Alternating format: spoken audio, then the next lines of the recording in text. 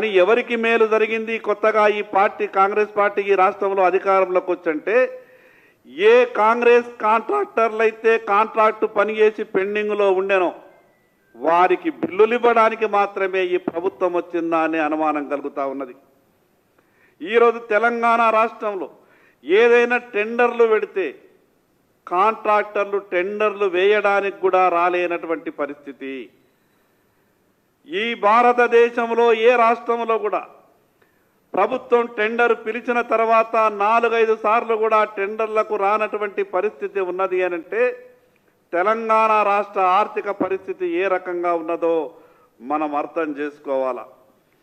గత ప్రభుత్వాలు ఏవైనా కావచ్చు, పార్టీలు మారచ్చు, ప్రభుత్వాలు కొత్తగా రావచ్చు, కానీ గత ప్రభుత్వం 80% 70% పూర్తి చేసినటువంటి ఏవైతే కొన్ని ప్రాజెక్టులు ఉంటాయో, కొన్ని పనులు ఉంటాయో, వేల కోట్ల రూపాయలు ఖర్చు పెట్టిన తర్వాత కూడా ఇంకొక 10% 20% ఖర్చు పెడితే ఆ ప్రాజెక్టు పూర్తయి ఫలాలు అందేటటువంటి అవకాశం ఉంటుంది।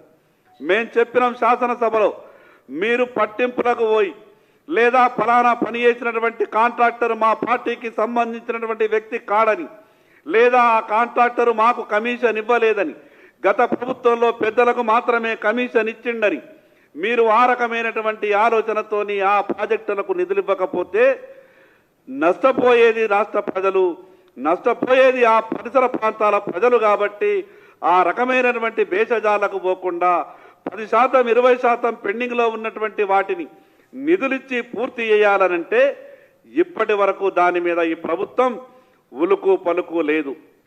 ప్రభుత్వం వచ్చినటువంటి కొత్తలోనే ఓటాన్ అకౌంట్ బడ్జెట్ ప్రవేశపెట్టినటువంటి బడ్జెట్లో సంక్షేమానికి సంబంధించినటువంటి 5% కూడా నిధులు ఖర్చు కాలేదు।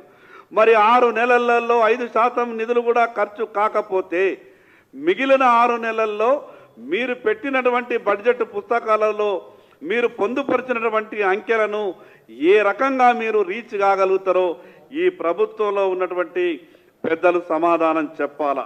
చాలా గొప్పగా మాట్లాడతారు కదా, స్థానిక సంస్థలని మా రాజీవ్ గాంధీ గారు గొప్పగా ఆలోచనతోని తీర్చిదిద్దిండ్రు। 72, 73వ రాజ్యాంగం ప్రకారం స్థానిక సంస్థలను బలోపేతం చేస్తున్నామని చెప్పిండ్రు। ఈరోజు గ్రామాలలో అభివృద్ధి కార్యక్రమాలు జరగాలంటే, ఈరోజు గ్రామాలు అభివృద్ధి, గ్రామీణ ప్రాంతం అభివృద్ధి జరగాలంటే గ్రామ పంచాయతీ అనే వ్యవస్థ యాక్టివ్గా ఉంటేనే సాధ్యమవుతుంది।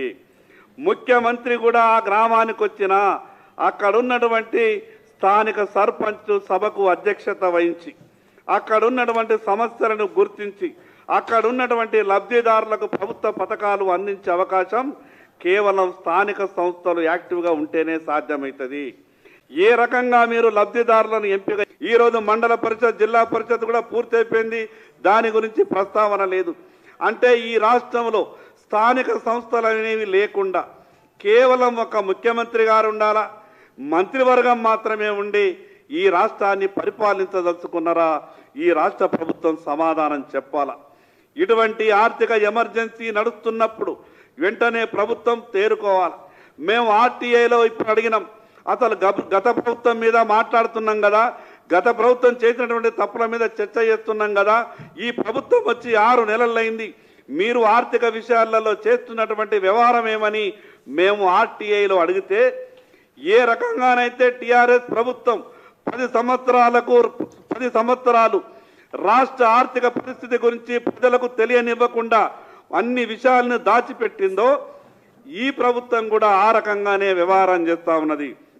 మేము ఆర్టీఐలో కొన్ని విషయాలు అడిగినాం, కొత్తగా వచ్చినటువంటి ప్రభుత్వం మీరు ఏ అప్పులు చేసిండ్రు, ఏ రకంగా అప్పులు చేస్తున్నారు, విషయాలు మాకు చెప్పాలనంటే ఓటాన్ అకౌంట్లో బడ్జెట్లో ప్రవేశపెట్టినటువంటి ఒక పుస్తకాన్ని ఇచ్చిన తప్పితే మేము అడిగినటువంటి విషయాల్ని దాచిపెట్టే ప్రయత్నం చేస్తూ ఉన్నారు। ఈ ప్రభుత్వాన్ని భారతీయ జనతా పార్టీ డిమాండ్ చేస్తున్నది, మీరు చేసినటువంటి తప్పులను వెంటనే సరిదిద్దుకోవాలా।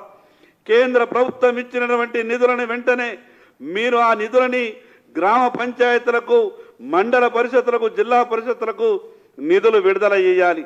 నేను మొన్న ఒక జిల్లా పరిషత్ సమావేశానికి వెళ్తే అక్కడ ఉన్నటువంటి జెడ్పీటీసీ, ఎంపీటీసీ సభ్యులు అడుగుతున్నారు, మాకు అభివృద్ధికైతే ఎట్లా నిధులు ఇస్తలేరు, కనీసం మా గౌరవ వేతనాలన్నా ఇప్పియండి అని వారు బతిమిలాడేటటువంటి పరిస్థితి వచ్చిందంటే ఈ రాష్ట్రంలో పరిపాలన ఏ రకంగా జరుగుతున్నదో అర్థం చేసుకోవచ్చు. రాష్ట్ర ముఖ్యమంత్రి గారిని డిమాండ్ చేస్తా ఉన్నాం, జరుగుతున్నటువంటి పరిస్థితిని ఒక్కసారి అర్థం చేసుకోండి.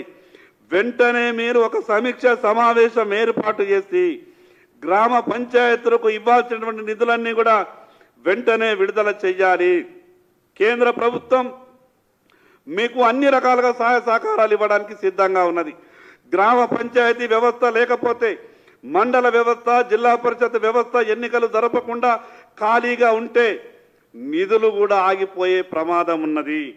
తద్వారా పూర రాష్ట్ర అభివృద్ధి అంతా కూడా కుంటుబడే అవకాశం ఉన్నది. కాబట్టి ఈ విషయాల మీద వెంటనే రాష్ట్ర ప్రభుత్వం దృష్టి సారించాలని భారతీయ జనతా పార్టీ డిమాండ్ చేస్తున్నది.